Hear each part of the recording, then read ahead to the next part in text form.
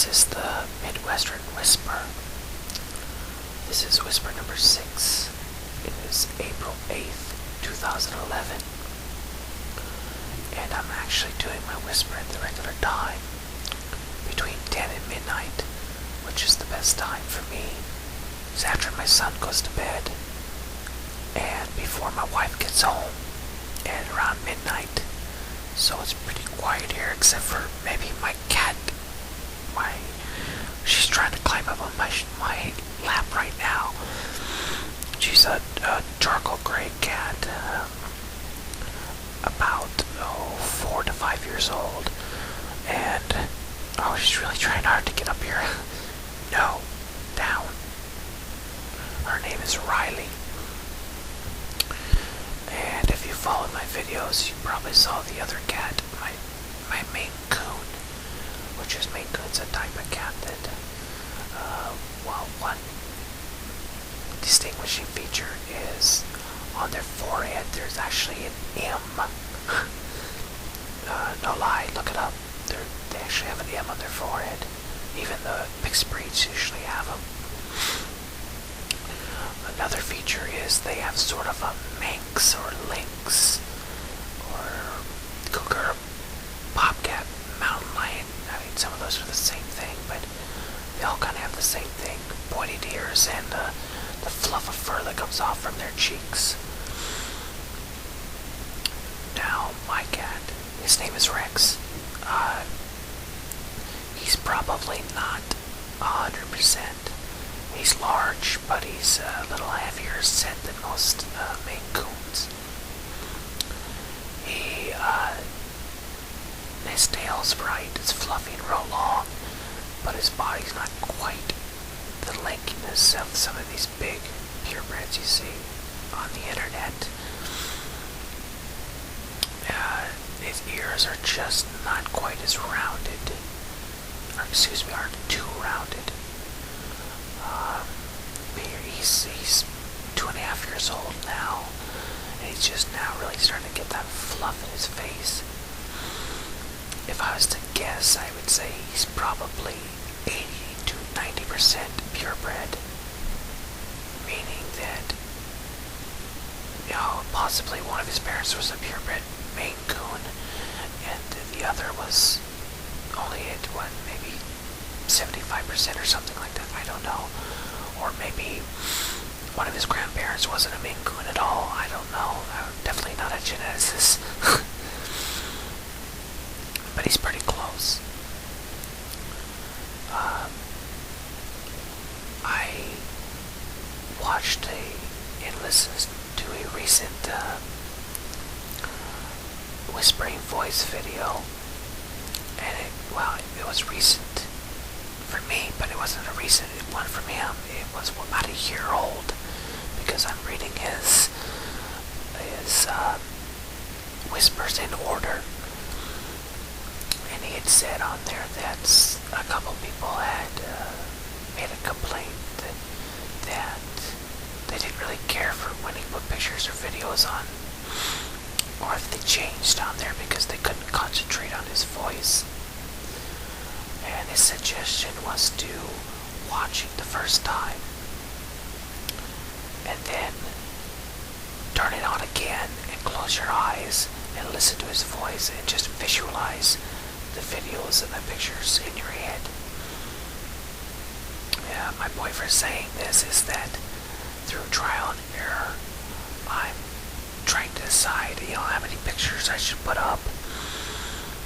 And I think that maybe definitely the last video was probably a little too much.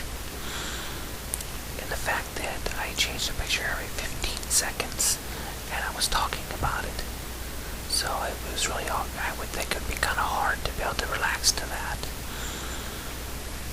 So I probably won't put my pictures and my whispers at such a fast pace again. And obviously you probably have noticed by now that the pictures that are up on this one are from a campfire.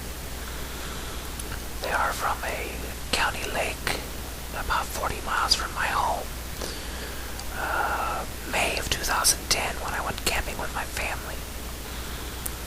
We tried to get out early before Memorial Day weekend, which was the next weekend. And as most people probably know, it's the start, the beginning of the camping season, and at least around here, that's a bad weekend to go because everybody is out. Unless you don't mind the fact that you have crowds in your campground. I kind of prefer it kind of in between that. We went once at a different park later last summer, and there was nobody there besides us. And that also was a little strange. So, spread out here and there, but, not so many that you feel like you're in a trailer park.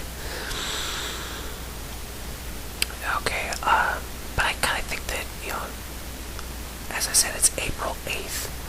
Spring has sort of sprung already in the Midwest. We've had a few days in here that have reached into the upper 70s, even low 80s. They're generally not back to back. You usually get a 1-2 bunch. You'll have the one day that it's beautiful, it feels like June, and the next day will feel like March.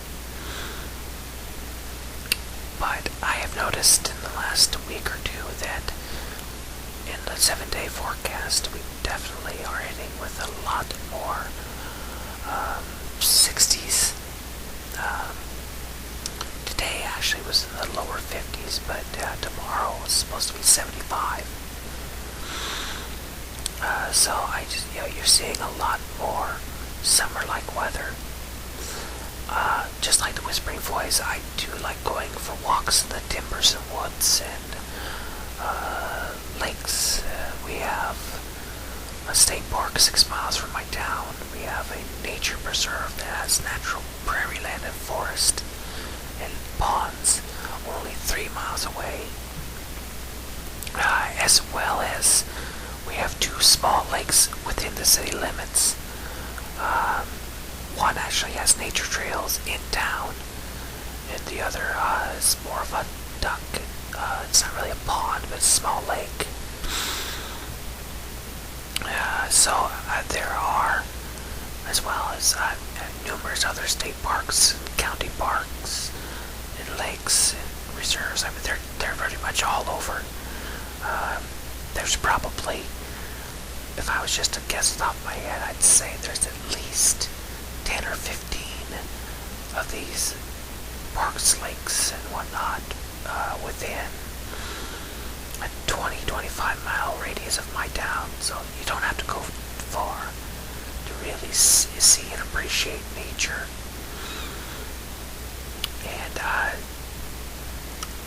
I wouldn't say that I'm a total naturalist.